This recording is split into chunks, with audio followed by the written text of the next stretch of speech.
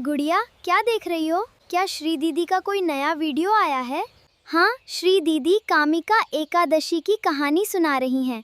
आओ, हम दोनों साथ में देखते हैं।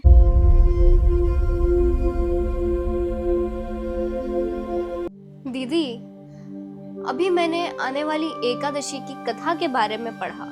क्या भगवान इतने भोले हैं कि जीवन भर जो व्यक्ति पाप करे, अगर वो एक दिन एकादशी का व्रत रख ले तो वो उसके सारे पाप माफ कर देते हैं? और अगर ऐसा है तो आखिर जस्टिस कहाँ है? छोटे, ये प्रश्न केवल तुम्हारा नहीं, बहुत सारे लोगों के मन में आता होगा, और इसका उत्तर जानने के लिए तुम्हें ये बात समझनी होगी कि भगवान पाप को नहीं बल्कि व्यक्ति के परिवर्तित हृदय को स्वीकार करते हैं। ऐसा भी क्या है? एक्सप्लेन करिए इसको।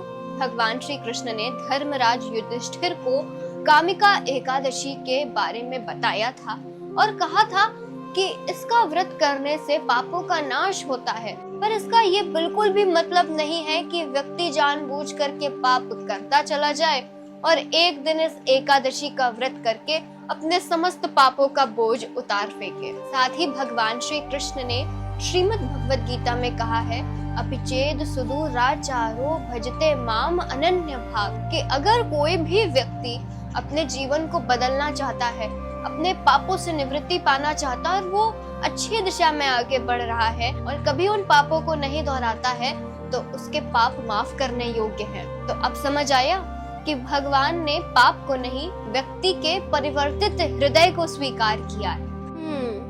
समझ रही हूँ। चलो मैं तुमको कामिका एकादशी की कथा सुनाती हूँ। हाँ, सुनाइए। एक बार की बात है, एक व्यक्ति से बहुत बड़ा पाप हो जाता है और फिर उसको अपने कर्मों पर बहुत ही पछतावा होने लगता है।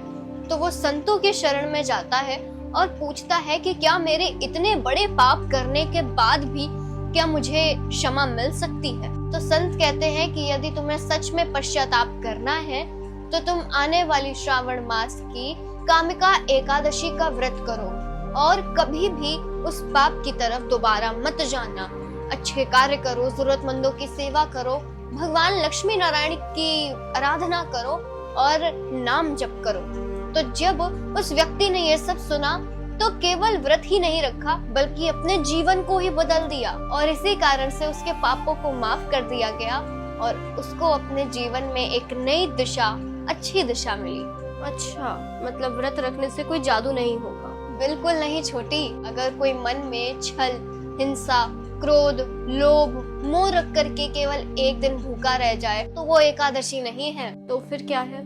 एकादशी का मतलब है अपने अंदर की बुराइयों को मारना, अपनी गलती को स्वीकार करना, ईश्वर के आगे झुकना और फिर कभी उन गलतियों को न दोहराना ही एकादशी व्रत है। अच्छा, अब समझ आ रहा है।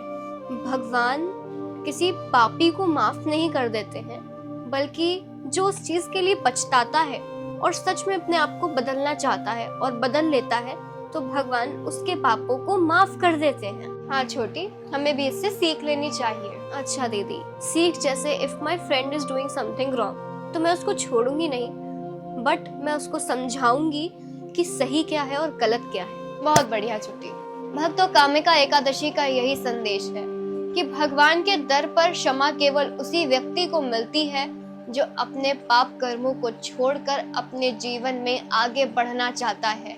तो इसीलिए अपना व्रत केवल भूखे रह करके नहीं बल्कि अपने अंदर के विकारों को त्याग करके करें। ईश्वर की निश्चित रूप से आपके ऊपर ऐसे कृपा बरसेगी जिसकी कभी आपने कल्पना भी नहीं करी होगी। जय श्री कृष्ण, जय श्रीमन नारायण, राधे राधे। पूरा वीडियो देखने के लिए धन्यवाद। अब इसको शेयर भी करिए और चैनल को सब्सक्राइब भी।